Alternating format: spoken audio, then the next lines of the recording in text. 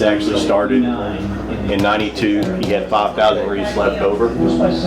He's looking for something to do with them because the man just throw anything away. And he called Arlington and got permission to go to Arlington and set it up at Arlington. And that's where it started. And actually in 2007 is when it actually got started, turned a 501(c). And this picture here is what they call the iconic picture. Was taken by an Air Force photographer on his way to the Pentagon, and he posted it on the internet, and it blew it up. And he started getting money from everybody to continue on with the mission, and he was not what he wanted. And then finally his family got together and said, hey, why don't we do this as something very special. So that's when it started and became a 501(c), and that's where it went. As you can tell, 2007 we did 33,000 wreaths. Last year we did 2.7 million. That's the growth of what it is. And this year we're looking for over 3 million.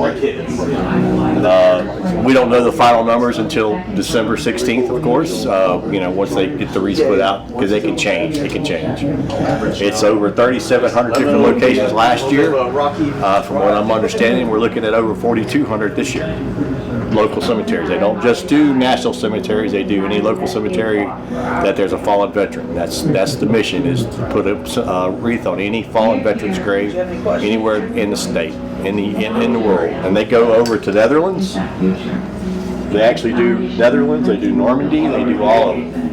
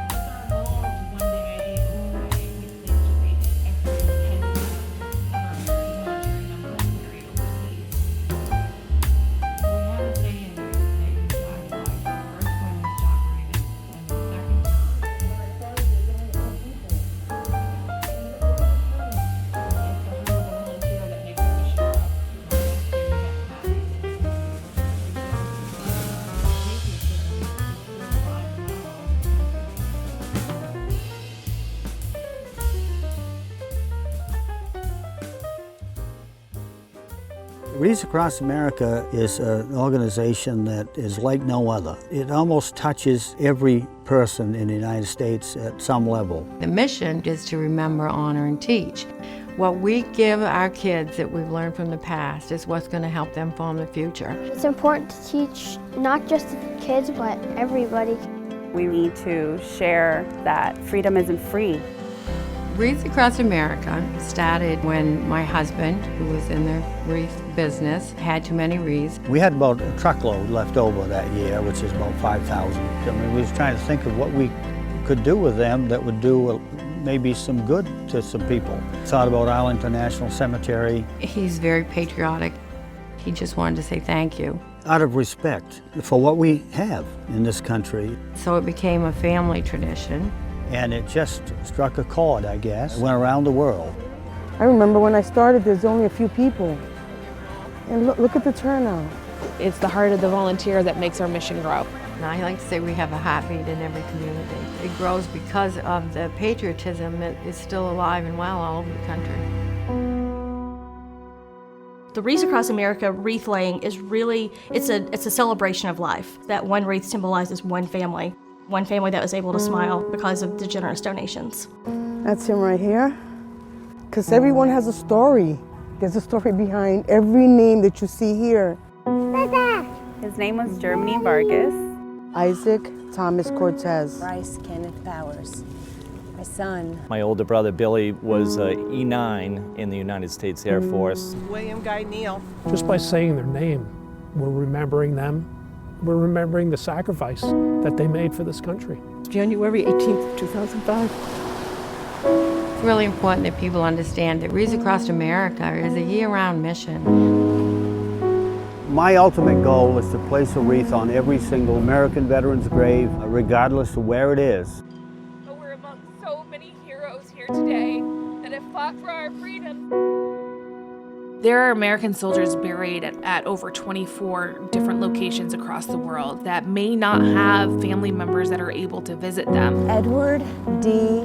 Fogden. You are sent over to save us, and you die in a place no one has ever heard of, and that's your life.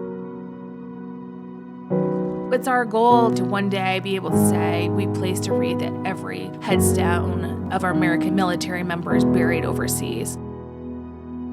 We have a saying here that you die twice. First when you stop breathing, and the second time when your name is spoken for the very last time.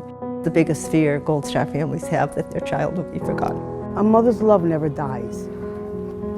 It never dies. Regina, we thank you for your service. It doesn't matter how they died. It just matters that they fought for our freedom. Makes me feel extremely proud. Their character, their sacrifice is not just our past, it's our future. And the foundation of this country was built on the lives of those men and women that we choose to honor.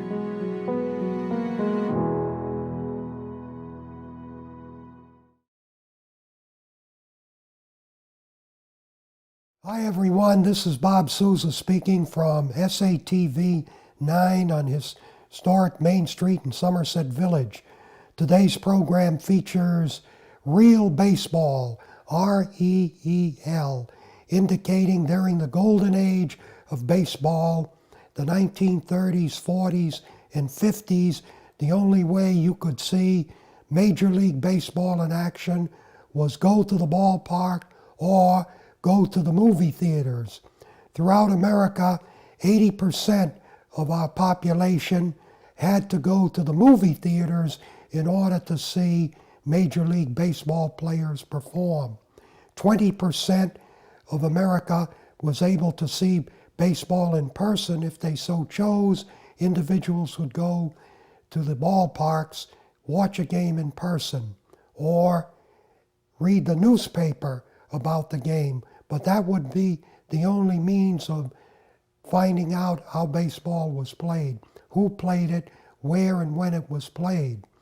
But the movie theaters specialized in 5 to 10 minute segments of world and national news every week before a primetime motion picture, Academy Award status type picture, would be preceded by news highlights. And as the news segment, we always had what was going on in Major League Baseball.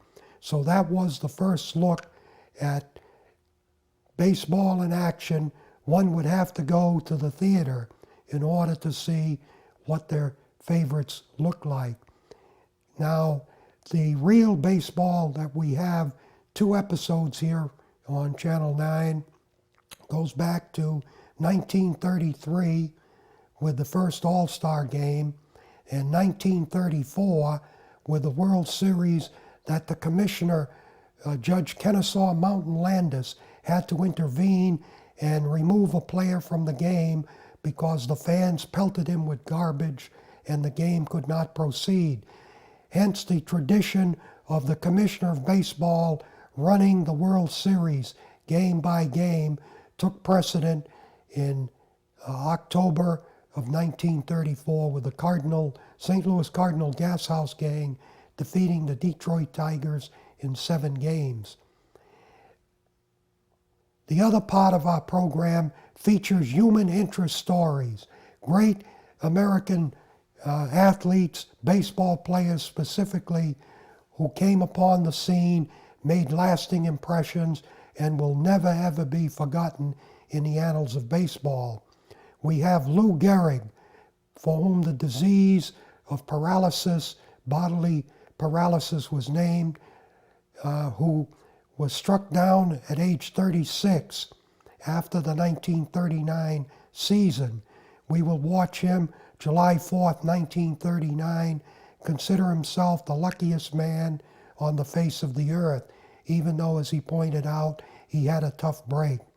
2 years later, he will be dead at age 37. Lou Gehrig passed away in 1941.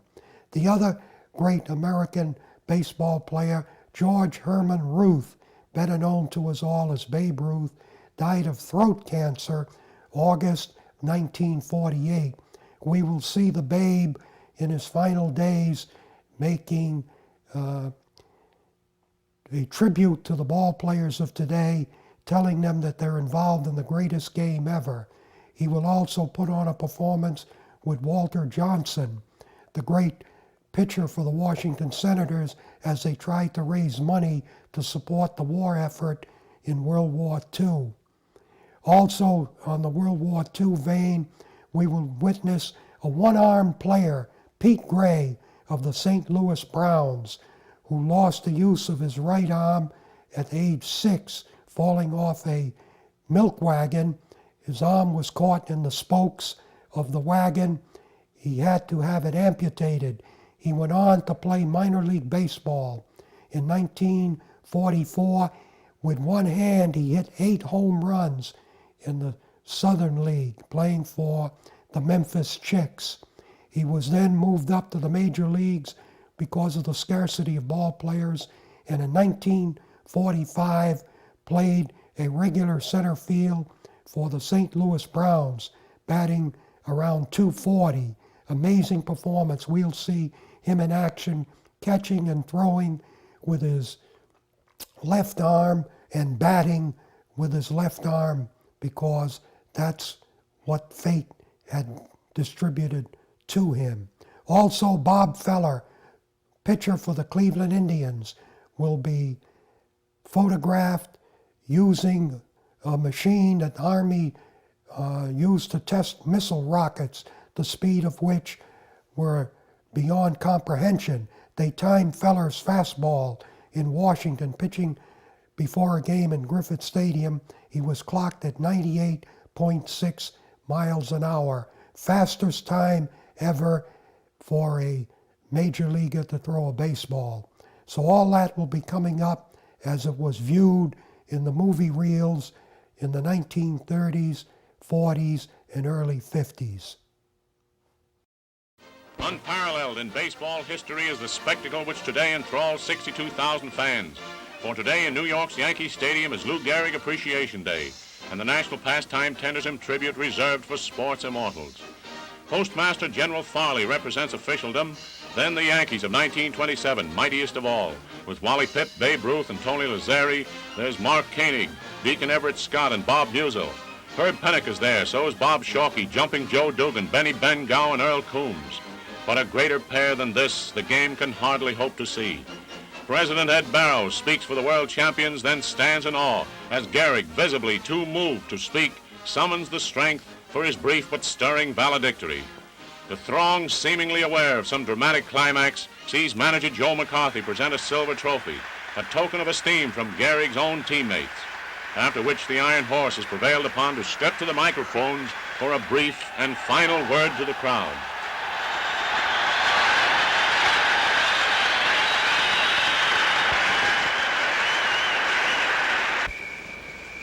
Today, I consider myself the luckiest man on the face of the earth.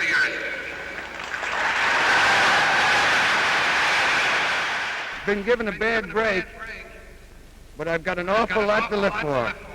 Thank you.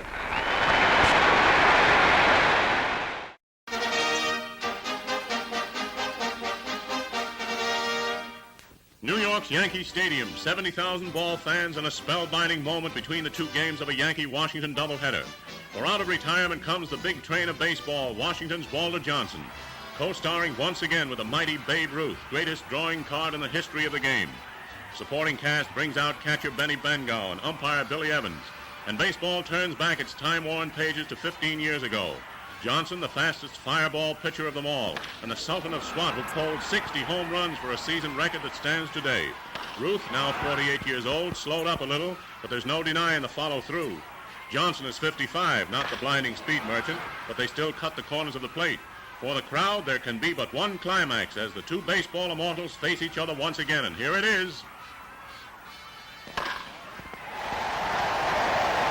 Into the spot called Ruthville, the right field stands, and the Bambino trods the circuit path with the old familiar music in his ears. What marks this indeed one of baseball's greatest days is its contribution to the Army-Navy Service Fund of more than $80,000.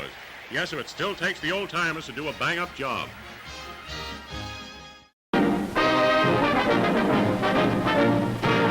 Sensation of this year's baseball season is one-armed Pete Gray of the St. Louis Browns. Despite his handicap, Pete asks and gives no favors, standing right up there with the best of them. He played 2 years for Memphis and came to the big leagues on his own merits. His arm was lost when he was 6, but that didn't kill his spirit nor his dreams of making the big leagues. His batting average is good, though most of his hits are singles. Even when he grounds out, he gets the plaudits of the crowd.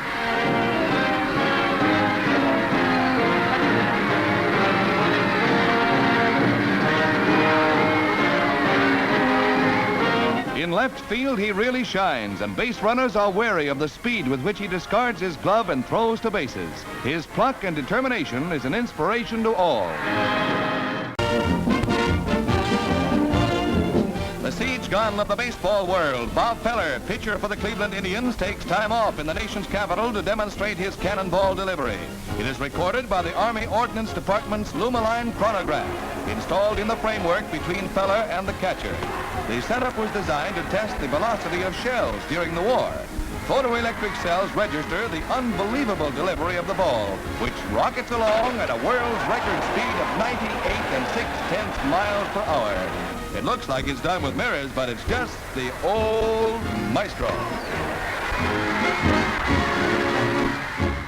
The one and only Babe Ruth.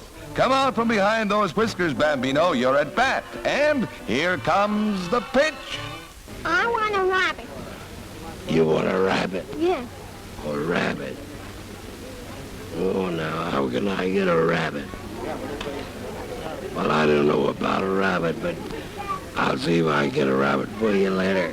But I'll give you one of these nice shoes until we get a rabbit for you. Okay. Give me a think about the rabbit later. Thank you. These whiskers are getting me down. You want a baby brother? Oh, now, baby brother. I can think about that now. Now, we'll wait a little while about that, and then I'll let you know more about it.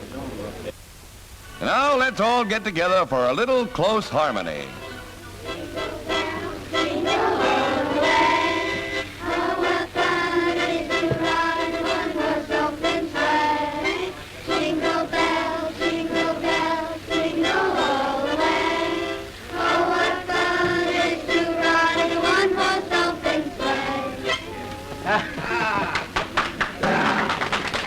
Yes, it's the old Sultan of Swat with whiskers, who's doubling in brass for Santa at the Sister Kenny Polio Fund Drive in the Astor Hotel. All of these children were stricken with dread infantile paralysis and have been treated under the Sister Kenny method. Everybody has a good time with a few exceptions. One of these is our sad friend here who gets done in the eye. But he who laughs last, and our victim makes a comeback, getting in some good licks. Santa slams out a homer with his Christmas message of good cheer to children everywhere. I want to take this opportunity to wish all the children, not only in America, but all over the world, a very Merry Christmas. More than 58,000 jam Yankee Stadium on Babe Ruth Day to pay homage to the famous Sultan of Swat.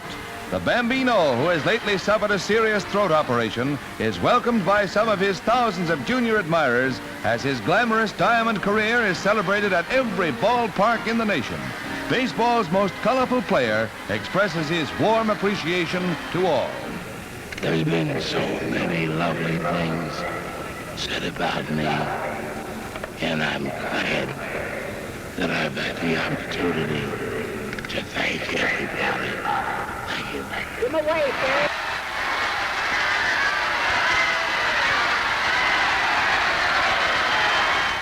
The home run king gets a tremendous ovation before leaving to continue his interrupted rest. The immortal Babe, a grand sport. He lies at the scene of his greatest triumphs, in the house that Ruth built. Here in the ballpark, he won his crown as the home run king. They stream 100,000 people as they used to throng to see him play ball.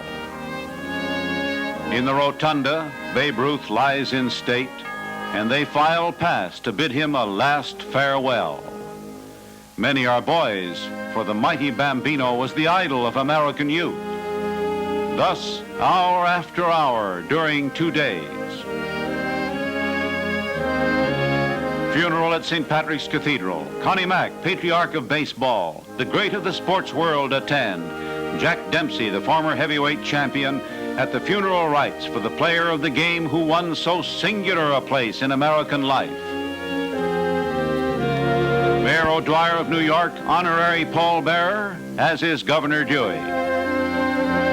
Now the final journey of Babe Ruth, attended by the mournful figures of his wife and adopted daughter. A great throng paying tribute to Babe Ruth, a last farewell. Milwaukee County Stadium All-Star Game highlights. Mickey Mantle of the Yankees batting in the first inning. The Philadelphia Phil's Robin Roberts pitches. Mantle connects for a high 425-foot drive over the center field fence for a home run.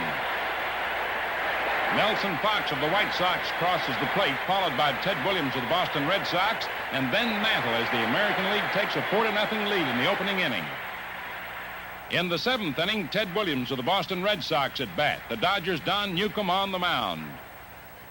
In comes the pitch. Williams smashes a towering drive that has home run written all over it, but the Giants' Willie Mays backs up to the fence, leaps and spears the ball to rob Ted Williams of the homer. In the last of the eighth inning, the Nationals rally. Red Sox pitcher Frank Sullivan is hit by the Braves' Hank Aaron for a single, scoring Klazuski.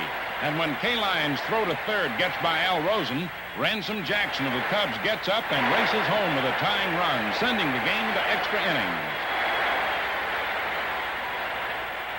In the last of the 12th, the score tied 5-5. Stan Musial leads off for the National League. Musial hits the first pitch into the right field stands for a home run to win the game for the National League All-Stars by a score of 6-5. Musial gets a real welcome home reception from his teammates. A sentimentally satisfying finish as an all-time great, Stan the Man Musial breaks up the 1955 Major League All-Star Game thriller.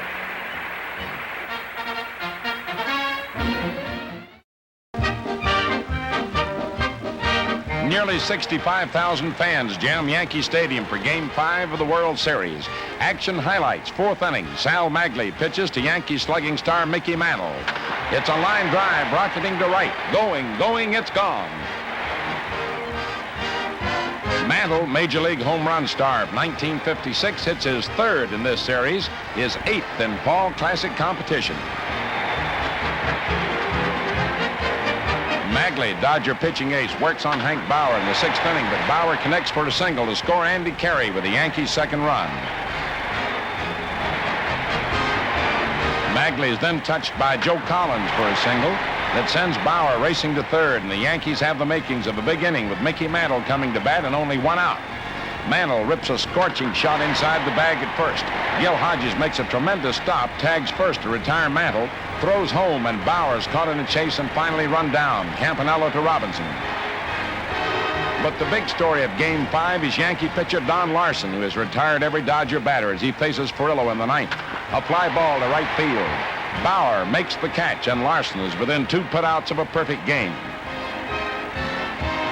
Campanella rolls out Martin to Collins as Larson retires his 26th consecutive batter.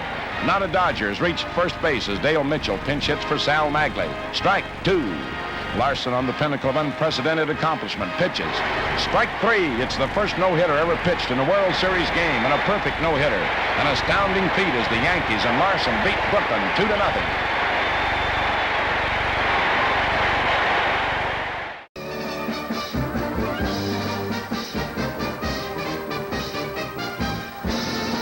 Ted Williams, greeted by thousands of fans in Boston, come to pay tribute to the great slugger who previously had announced his retirement from baseball at the end of the season.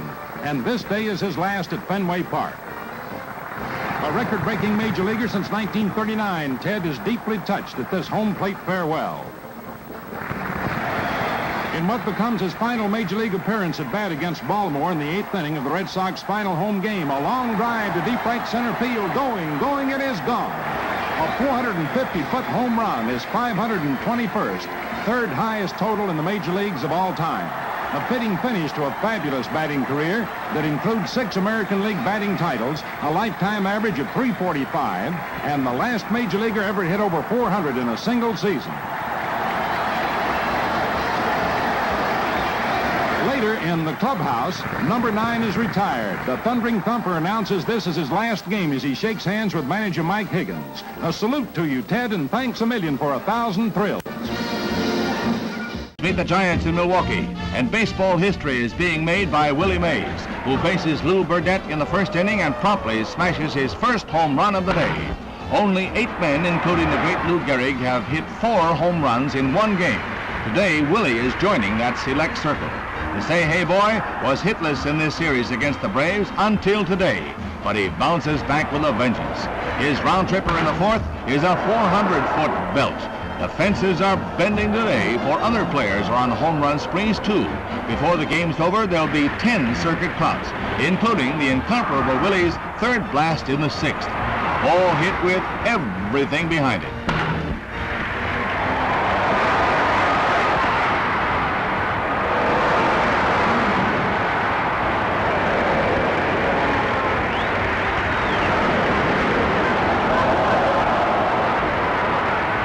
The Milwaukee crowd is all for Willie now as he steps in the 8th and proceeds to poke his record-tying homer into the stands. Until today, Willie thought he was in a batting slump. Well, he found the cure by scattering baseballs into the bleachers. It was Mays Day in Milwaukee as Willie found his page in the record book.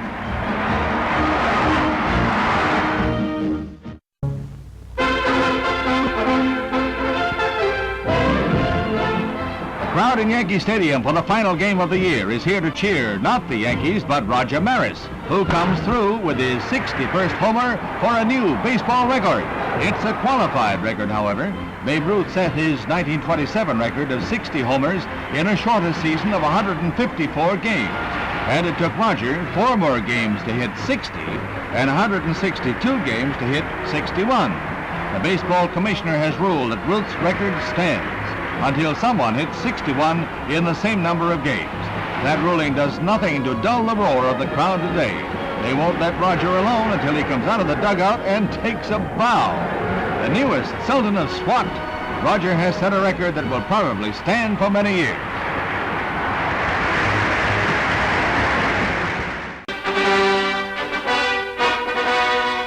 The shape of things to come in our national sport as the baseball season gets underway. The spanking new Astrodome is the new $31 million home of the Houston Astros. A domed stadium that holds nearly 50,000 for a baseball game and more for conventions and meetings. The plastic ceiling makes it an all-weather stadium. But already there is trouble. Fielders have a time keeping their eye on high-fly balls during daylight games. Research teams are working on the problem. The scoreboard is something. An opposition blast, and it cries, tilt. The scoreboard is a $2 million item that's a show in itself. When the home team pulls something spectacular, like scoring the winning runs, there's no holding that mechanical marvel in center field.